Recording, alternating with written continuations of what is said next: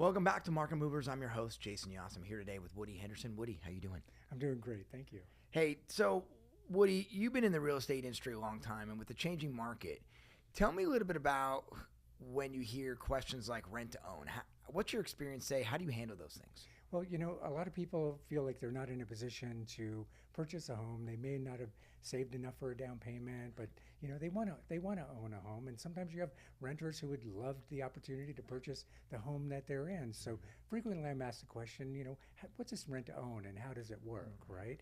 And in general, the way that it works is you have a seller that's open-minded to renting the property out, and typically they'll add a little bit to the monthly rental fee that would serve as sort of a down payment towards the purchase of the home. And each of these rent-own scenarios is different based on what the seller would like to do as well as what the buyer is capable of doing. But the basics are, let's set aside a little bit of more than the monthly rent that would serve as a down payment, and then a certain time comes where the tenant is able to get conventional financing and purchase the home on their own. What's the number one thing that you as a real estate agent, as a real estate professional, are doing to put together and make that meeting of the minds between the tenant or the renter and that seller or landlord? Well, one, it's just having the conversation with both.